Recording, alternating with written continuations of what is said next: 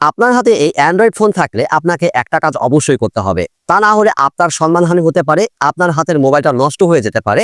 এবং এই কাজটা মাসে আপনাকে 1 থেকে 2 বার অবশ্যই করতে হবে। এই কাজটা আমরা অনেকেই জানি, কিন্তু এর গুরুত্বটা আমরা বুঝি না। তো কি সেই কাজটি চলুন দেখিয়ে দিচ্ছি। ভিডিওটি শেয়ার করে আপনার কাছে রেখে দিন, কারণ যখন আপনার প্রয়োজন হবে ভিডিও দেখে আপনি সুন্দরভাবে কাজটি করে নিতে পারবেন। এজন্য গুগল ক্রোম ব্রাউজারটি ওপেন করবেন, দেন এই 3 ডটের উপর ট্যাপ করে জাস্ট এই হিস্ট্রির উপর ট্যাপ করবেন। দেখুন এখানে বিভিন্ন সময়ে আপনি যে বিভিন্ন সাইটগুলোতে প্রবেশ করেছিলেন সেগুলো তালিকা আকারে রয়েছে। অনেক সময় আমরা ডাটা অন করে বিভিন্ন সাইট ভিজিট করি। আমরা যেসব সাইট ভিজিট করি সমস্ত সাইটের লিঙ্ক কিন্তু এখানে শো করছে।